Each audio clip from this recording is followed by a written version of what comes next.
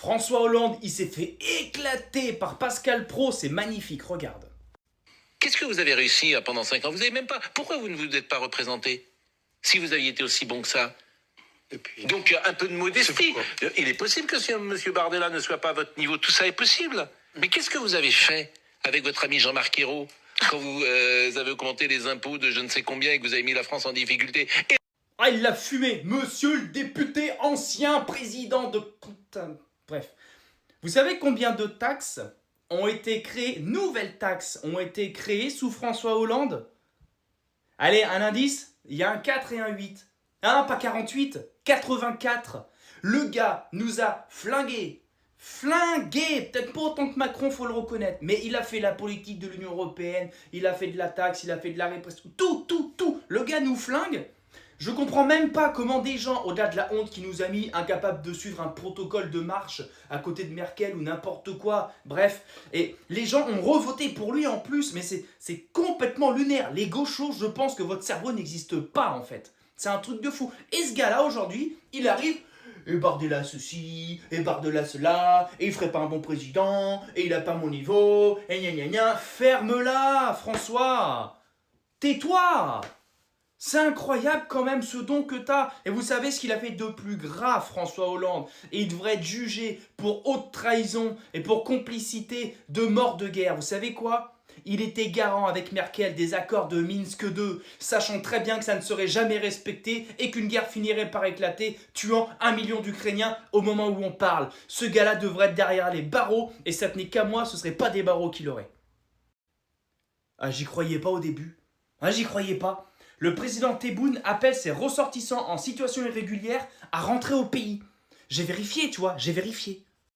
D'après plusieurs sources d'actualité fiables, le président algérien Tebboune a bien adressé un appel aux jeunes Algériens vivant à l'étranger en situation précaire et irrégulière, sans papier, pour qu'ils régularisent leur situation en envisageant de rentrer au pays.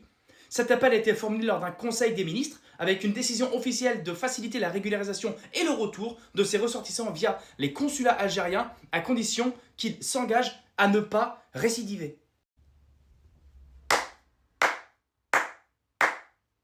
Bah, j'applaudis dès demain. Qu'est-ce que tu veux dire de mieux? Alors, je comprends pas. Parce que il chie sur la France en permanence. Il vient de voter sa loi, machin, crime contre l'humanité, bla, tout ce que tu veux. Et là, il dit, les ressortissants algériens, quête précaire et machin, situation irrégulière, revenez chez nous. On facilite votre retour. À condition de ne pas recommencer. Alors, recommencer quoi? De retourner là-bas voilà. Mais, ok. Au début, j'y croyais pas. Je dis, non, c'est un fake, c'est bon, c'est encore une connerie qui traîne. J'ai regroupé les infos. Oui, si, j'ai vu que... Bon, alors là... Alors après, on sait pas. Il y a peut-être une petite astérisque en bas, sauf ceux qui sont en France. Hein. Je sais pas, parce qu'il passe tellement... Il nous déteste. Hein. Ce gars-là nous déteste du plus profond de son âme. Hein. Donc, je sais pas. Je sais pas quoi dire. Non, je réfléchis. Non, je sais pas quoi dire. Quoi dire de plus? Non. Je trouve que c'est sain. Non, mais... Ah, si, je vais dire ça, tiens. Je trouve que c'est sain.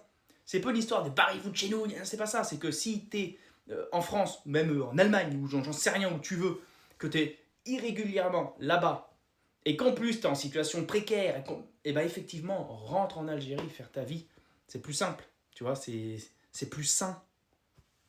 Alors lui, il a dit les termes sur l'Algérie, magnifique. S'il vous plaît. En 1830, vous savez pourquoi on va en Algérie, monsieur? On y va parce que il n'y a plus de commerce possible dans la Méditerranée, et ça monte même jusqu'en Atlantique. Il y avait ce qu'on appelait les barbaresques, qui depuis le 15e siècle captaient des bateaux, agressaient les villageois qui étaient en bord de l'océan ou de la Méditerranée. Il y a eu 1 million d'esclaves kidnappés en Europe de l'Ouest par les barbaresques, et pour un esclave capturé, il y avait 3 victimes. Ça a fait 3 millions de victimes par les barbaresques algériens. On y va pour ça, pour mettre fin aux crimes barbaresques d'esclavagisme. Et ensuite, quand on y va, vous savez, il y a 2 millions d'Algériens musulmans quand on arrive là-bas. Quand on repart en 1962, il y en a 11 millions. Il n'y a pas beaucoup de crimes contre l'humanité qui voient une population grandement augmentée à ce point-là. On leur a apporté la santé, on leur a apporté des lycées, on leur a apporté des chemins de fer, on leur a apporté des routes. Et quand on part de l'Algérie en 1962, l'Algérie a un PIB supérieur à la Corée du Sud. Regardez leur situation actuelle. Je les invite à se développer et d'arrêter d'être obsédés par une France qui leur a beaucoup plus apporté qu'apporté des problèmes. Et on peut voir le constat de la situation algérienne en 1962. Louis, Bah oui. Et oui, n'en déplaise à tous les rageux, la France n'a pas fait que des belles choses. On est ok avec ça, d'accord. Mais la France a aussi apporté énormément. Les colonisations ne sont pas rentables pour la France, très loin de là. Je vous rapporte aux ouvrages de Bernard Lugan notamment. Et quand il dit ça, c'est vrai. À l'époque, c'était un coupe-gorge là-bas. Les bateaux, les navires, tout ça, c'était un truc de ouf. C'est pas le seul que j'entends parler de cette période et qui dit la même chose. Encore une fois, Bernard Lugan en parle très très bien. Et là-bas, la France a aussi apporté plein de choses. Les voies ferrées, les médicaments, donc les antibiotiques, les lignes électriques, l'eau courante, les ports, les univers. La France a aussi apporté énormément de choses. Et comme il dit, il n'y a pas beaucoup de crimes contre l'humanité qui passent de 2 à 11 millions de personnes. C'est que c'était peut-être pas si terrible qu'on le dit. Je dis pas encore une fois qu'il n'y a pas des Français qui ont fait des dingueries. Je dis pas ça. Je dis juste que c'est pas tout blanc, c'est pas tout noir le tableau. Il faut arrêter. C'est pas vrai. Et le pire, c'est que là-dedans, ceux qui nous chient la gueule en permanence ne l'ont même pas connu. Et c'est ça le pire. Vous l'avez pas connu, les gars. Alors, comment il s'appelle? J'ai le président d'Algérie, ça y est, j'ai mangé son nom. On s'en fout. Peut-être que quand il était jeune, tout machin, en 60, tu vois, oui, il a connu la faim. Mais arrêtons, quoi. Arrêtons de dire méchant blanc, machin. Parce que je veux dire, si on doit payer réparation, vous devez déjà pas mal de thunes aux Espagnols que vous avez colonisés pendant 700 ans notamment. Bref, c'est ridicule, faut aller de l'avant, faut arrêter de rester dans le passé comme ça. Ah, on a vraiment des rigolos en France, hein. Putain, mais c'est un truc de ouf. Notre ancien ministre, Michel Barnier sur RTL, il met en garde... Et il met en garde Donald Trump contre toute agression à l'égard du Groenland. Ce serait la fin de l'OTAN, dit-il. Alors, rien que pour la fin de l'OTAN, je demande solennellement à Donald Trump d'attaquer le Groenland. S'il te plaît, Donald, mets fin à l'OTAN. Ah ouais, cette structure supranationale, va-t'en guerre, tout ce que tu veux, là... Bref, impérialiste, s'il te plaît, mets-y fin. Oh, si seulement, Mais j'ai envie de dire, écoute, si Donald Trump... il veut proposer aux habitants du Groenland de se dissocier du Danemark par référendum ou ce que tu veux, j'en sais rien, que ça se passe, c'est de la géopolitique, c'est hyper compliqué. Bref, c'est pas notre partie du monde, bordel, c'est pas... Arrêtons de nous mêler, putain, mais on a 1001 problèmes, qu'est-ce que je dis? Mêler 1001 milliards de problèmes en France et nos dirigeants, c'est Ukraine, Iran, Groenland, Venezuela, Mexique. Waouh! Y a pas de problème en France? Est-ce qu'on peut pas s'occuper un peu de nos problèmes? Je rappelle un truc, hein. Ce gars-là, c'est 15 000 € de retraite par mois. Ouais, retraite cumulée. On lâche 15 000 boules à ce gars-là tous les mois pour qu'il te dise « Ouais, je mets en garde Donald Trump. » Mais de Donald Trump, il t'écrase comme un cafard sans même s'en rendre compte. Tu vois, on va lui dire, tu vois, il va être là, Trump, il va écraser le cafard. Donald, vous avez marché sur un cafard. Il va faire « Ah bon? Ah !» Il a une sale gueule celui-là. Et il va passer son chemin. De quoi tu parles, toi? Et après, il se demande pourquoi les gens les aiment pas. Regarde.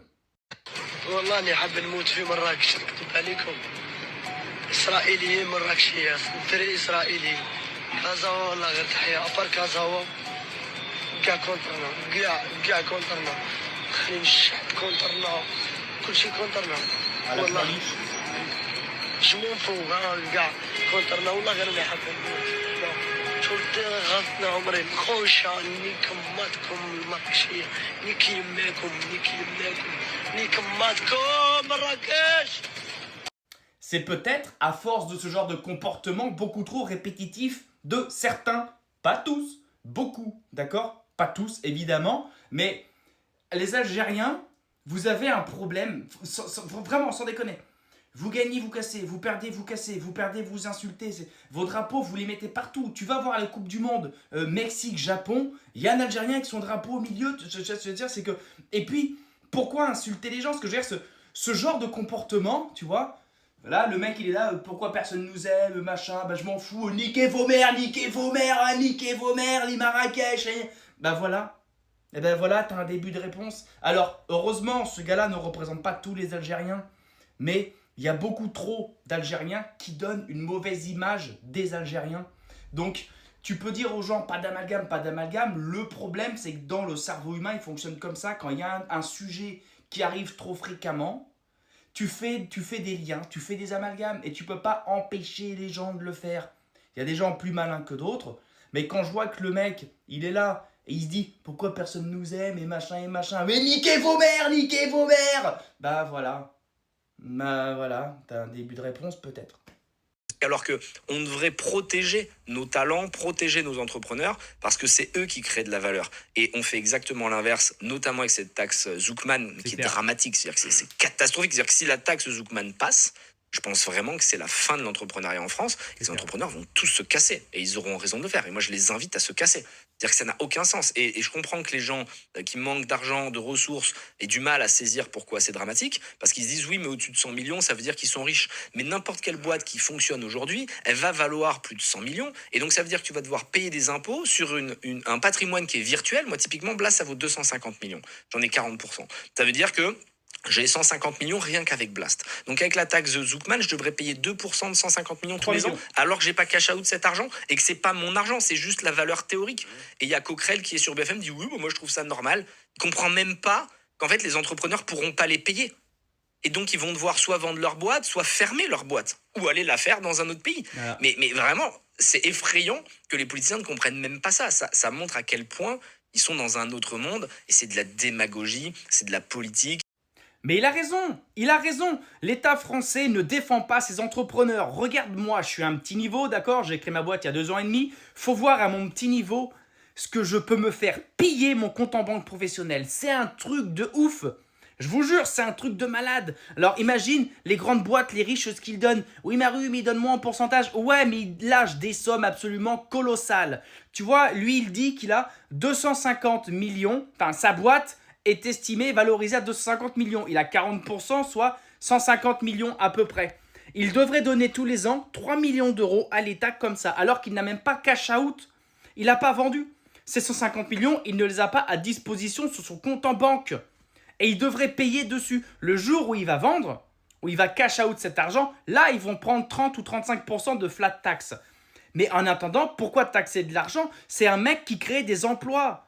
C'est ça qu'il faut comprendre. Ce gars crée des emplois, on va le faire fuir comme tous les autres. C'est suicidaire. Et tous ces politiques n'y connaissent rien. C'est pitoyable, c'est calamiteux. Les gens qui nous gouvernent respectent des ordres d'une instance supranationale, à savoir l'Union européenne, qui sont là pour nous détruire. Je vous jure que c'est le but. Ils veulent nous détruire, c'est pas possible autrement. Ça peut pas être juste de l'incompétence, c'est pas possible.